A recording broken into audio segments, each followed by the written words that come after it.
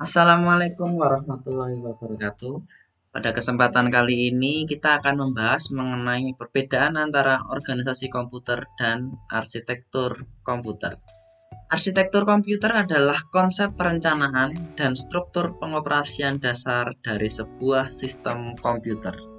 Sedangkan organisasi komputer adalah unit operasional antar komponen penyusun sistem komputer dalam merealisasikan aspek arsitekturalnya.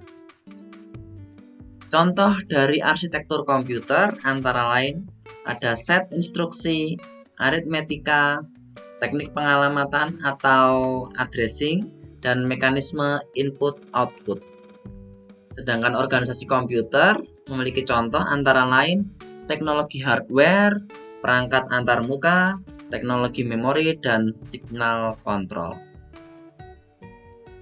Jadi sebuah rancangan pada arsitektur komputer itu bisa direalisasikan jika terdapat organisasi komputer. Nah, seperti apa arsitektur komputer itu? Ada yang tahu orang ini? Ini adalah John von Neumann. Beliau adalah penemu arsitektur von Neumann. Arsitektur von Neumann ini adalah arsitektur yang digunakan oleh sebagian besar komputer pada saat ini. Jadi sampai saat ini masih digunakan, walaupun ada banyak perkembangan di dalamnya. Tetapi von Neumann ini meletakkan dasar dari sebuah arsitektur pada komputer. Skema arsitektur von Neumann ini terdiri menjadi 4 bagian.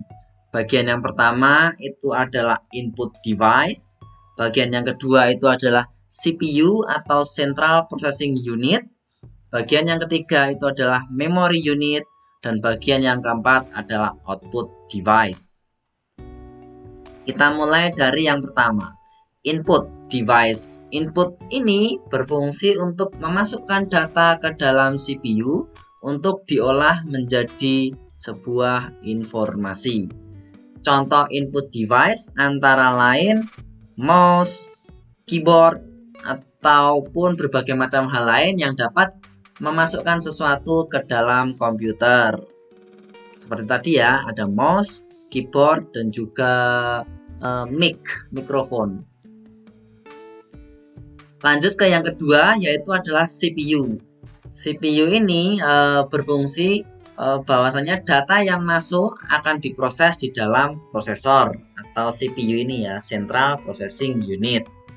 Data yang masuk kemudian diolah dan menjadi sebuah informasi. CPU ini terdiri dari 2 buah bagian penting. Yang pertama adalah control unit dan yang kedua adalah arithmetic logical unit atau yang biasa disebut dengan ALU. Control unit berfungsi untuk mengatur semua peralatan yang ada pada sistem komputer seperti hard disk, RAM, mouse, keyboard, layar monitor, dan lain sebagainya.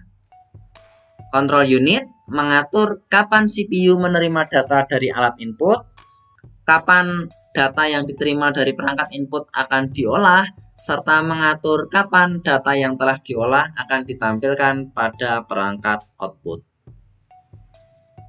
Sedangkan arithmetic logical unit atau yang biasa disebut dengan ALU berfungsi untuk melakukan operasi perhitungan aritmatika dan logika. Aritmatika itu seperti perhitungan, tambah, minus, kali, bagi, dan lain sebagainya.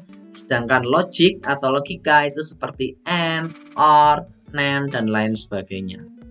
Perhitungan pada ALU akan menggunakan kode biner, yaitu kode 0 dan 1. Jika sistem kita menggunakan 32 bit, itu berarti formatnya ada 32 angka.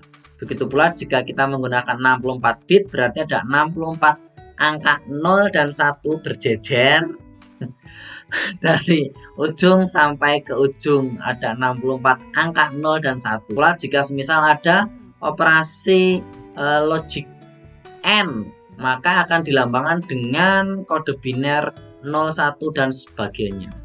Bagian yang ketiga disebut dengan memori. Fungsi dari memori ini adalah melakukan penyimpanan data. Memori terdiri dari RAM dan ROM. Kita masuk satu persatu ya. Untuk RAM atau Random Access Memory itu adalah memori yang berfungsi sebagai tempat penyimpanan sementara dari data komputer yang sedang berjalan. Data yang disimpan akan hilang ketika tidak dialiri arus listrik. Jadi ini penyimpanan sementara ya. Untuk read-only memory itu adalah memori yang berfungsi sebagai tempat penyimpanan data komputer dan bersifat permanen. Data yang disimpan tidak akan hilang ketika tidak dialiri arus listrik.